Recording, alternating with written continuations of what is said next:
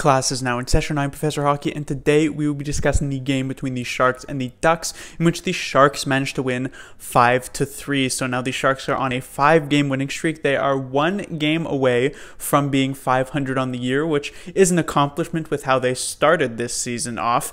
And the Sharks didn't look that great here tonight, but there is some good that is buried in that fact. First of all, of course, the Sharks still got 2 points, but that's really what's interesting to look at. You take a look at just, a few games ago, if the Sharks had come out playing and just playing below average like they sort of did here tonight, they would have gotten completely run over in the game. I mean, take a look at the actual last game against the Ducks earlier on in the season. The Sharks looked not terrible in that game, but they didn't look all that great, and they ended up losing it 3-1. Here tonight, again, the Sharks didn't really come online until, I guess, the third period, where they were opportunistic on certain opportunities, and they end up winning it 5-3. So it does show the evolution that the Sharks have had this season, where they can come out not looking all that great and still be able to take away these 2 points. What also is very interesting to look at is, let's look back at the Sharks' last loss, which came against the Vancouver Canucks, a week and a half or so ago.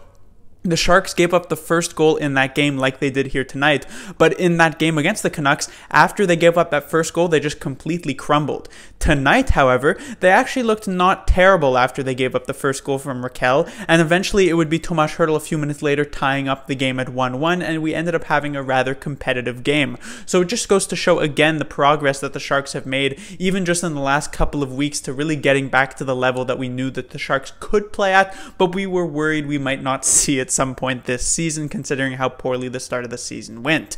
After that, it was Silfverberg who made it 2-1, then Hertl made it 2-2, and in the third period, as I said, the Sharks were more opportunistic. They got goals from Burns and Kane on the power play and shorthanded before Max Jones would make it 4-3 to make it pretty close, but Couture would put it away in the last 30 or so seconds to get the victory for the Sharks. First thing to talk about would be Martin Jones, who had himself a pretty good game. The first goal, it's tough to put too much blame on him for that one. It was a Shemek giveaway in a situation where also somewhat difficult to put a ton of blame on Shemek. He looks back a couple of times when he's chasing after this puck, and Brent Burns was trailing him, so I suspect he felt Brent Burns was still going to be there, but basically after the second time Shemek looked over, Burns went to the complete other side, which isn't a terrible play by Burns, but he likely should have communicated that to Shemek, who ends up playing it back thinking Burns is going to be there. It's only Ducks players and they score. Jones, I would have liked to see him handle this Silfverberg one better, because it's a shot by Getzlaf, but Getzlaf doing what Thornton we see do a lot on the power plays, which is just shoot looking for a rebound. It's sort of like a shot pass. So it's tough to blame him. And then, of course, the Max Jones one is one that goes off of Shemek and in. But Jones made a couple of huge saves, in particular with before it was Brent Burns' power play goal. Jones had to make 2 pretty big saves against the Ducks shorthanded to actually keep the 2-2 tie, and then the Sharks managed to pull ahead. Maybe a couple of weeks ago, Jones would have led in that goal. The Ducks would have taken a 3-2 lead, and maybe we have a different tune here with the Sharks not getting the 2 points by the end, but Jones comes up with the big save, and the offense for the Sharks rewards him with the goal, and then the follow-up goals from Kane and Hertl, or from Kane and Couture. Next, I will be talking about Hertl, who again has himself a very, very good game. Now on a 5-game goal streak, got the first 2 goals in this game, which is when the Sharks were mostly not looking all that great in the first couple of periods. He kept the Sharks in it with those 2 goals. But, most of the talk in this game is not necessarily because of how good Hertl was, but because of a bit of the scare that occurred with about 10 or so minutes to go, where Hertl ends up leaving the game with some sort of injury. There wasn't a big deal made about it at the time, as it didn't look particularly major at all, but he didn't end up playing for any shifts in the last 10 minutes, didn't even come back out to the bench. And normally for an injury that didn't look at all severe, you probably wouldn't worry too much, but of course with Hertl's history, especially when it comes to the leg and knee situation, even though it hasn't really flared up at all much in the past couple of years, it is obviously still a worry. So hopefully Hertl is okay. He's been the Sharks' most important player, at least on this 5-game winning streak that they've had. He's been one of the Sharks' best forwards and even players throughout this entire season, only really competing, I'd say, with maybe Evander Kane at this point, who has also looked very, very good. So Hertl is definitely key. As I said, he kept them alive in this game. He had the only goal for them against the Nashville Predators, so hopefully he's not out at all, and if he has to sit out a game, hopefully it is not at all long term, and it's, maybe sits out one against Detroit next. Next, I will talk about penalties here for the Sharks as they end up getting a fighting major, which I don't particularly care about, but also 4 minor penalties. Now, they're near tops in the league in terms of penalty minutes per game. I believe they're tied for 5th in terms of minor penalties taken this season. And yes, of course, the Sharks do have the top-ranked penalty kills, so it's not as much of a risk as it is for other teams to take these penalties, but it's still not a trend that you want to get into. Even though the Sharks did technically get a shorthanded goal, they also gave up a power play goal to Silfverberg, and so it's going to be pretty important for the Sharks to actually get this discipline part under wraps. We see a lot of just completely undisciplined penalties. Brent Burns caught flat-footed, ended up tripping up his guy. Kevin Labanc with taking multiple minor penalties this season, as we normally see from him every season, trying to make these desperate defensive plays. Melker Karlsson, I believe, taking a face-off violation that we never actually got to see a good replay for, but I suspect it was probably not a great thing for the Sharks to actually end up taking there.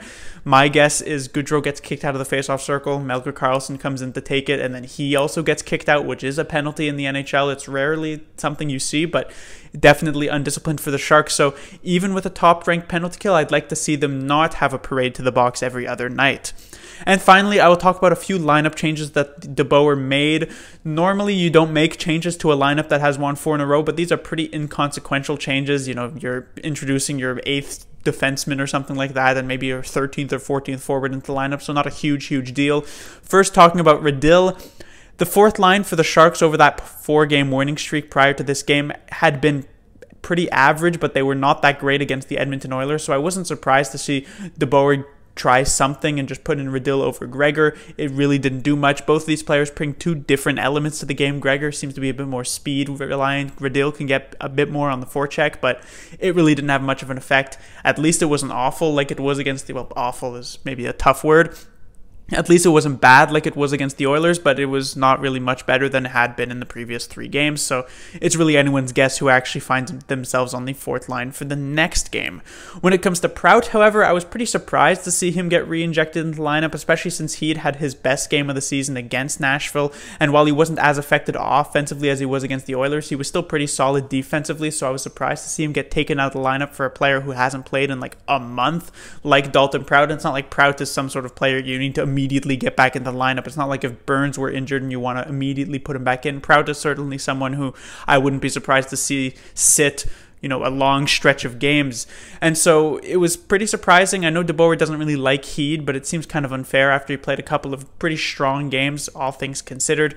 When it comes to Ferraro, obviously, he has said to not be 100%. I'm sort of thinking that, if it were any other player injured with Ferraro's injury, they'd likely have been back in the lineup, potentially even against the Oilers. But because the Sharks do have the options of rolling with Heed and now with Dalton Prout, I suspect Ferraro is being held back until he is fully 100%, and we'll see if he actually manages to draw up into the lineup, because I suspect Prout doesn't get the next game against the Detroit Red Wings, because he was not very good here tonight.